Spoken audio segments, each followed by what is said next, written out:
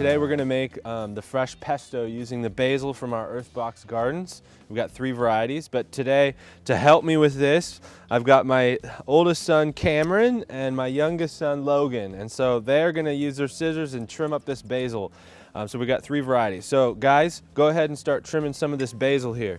Go ahead and snip it about like 3 inches down. Go ahead, good. Don't trim it too low because you want it to come back. So if you trim up about 3 inches, then the basil will grow more basil, and that's what you want. Good, Logan, get some of this basil back here too. Nice. All right, just one more. Logan, trim this one right here. There you go, buddy. Okay, great job. Now guys, walk over this way, carry the scissors like you're supposed to. Okay, now we've got 2 things here. We've got lemon basil and Thai basil. Cameron, why don't you start trimming the lemon basil? Logan, you're gonna trim this Thai basil. Okay, so go ahead, there you go, yep. Because having the 3 different varieties of basil is gonna be just awesome in this pesto.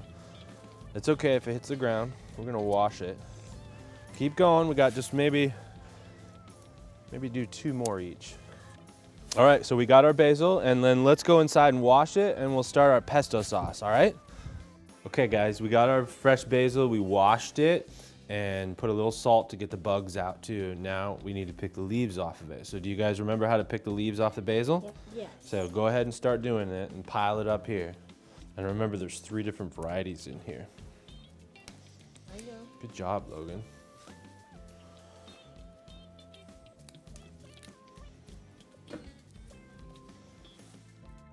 Okay guys, we got our basil leaves. Now we're gonna make our pesto sauce. So the first thing you need to do is, Logan, fill that blender up with those basil leaves.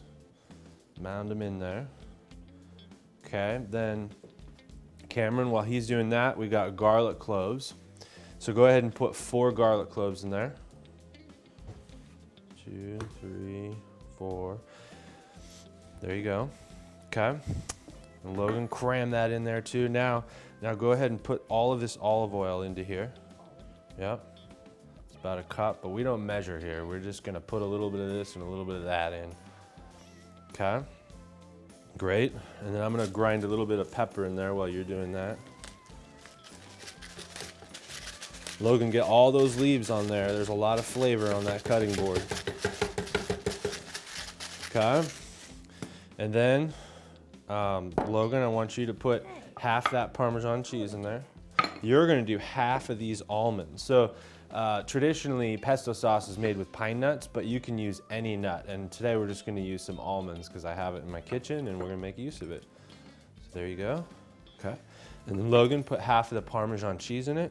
And then Cameron, you're gonna put 2 pinches of salt in there. That's a little kosher salt. So Logan, you can go ahead and put this up here and dump it in, okay? Half of it. Wait. There you go, go ahead. Oh, there you go, go ahead. Go ahead. Go ahead, there you go. Here, there, nice, okay. A little bit more. Oh, and you're eating some. Okay, that's good, not all of it, okay.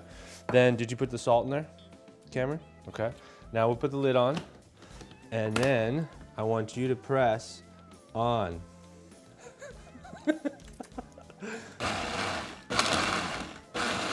Is that good? All right, see how it's blending together and it's pulsing?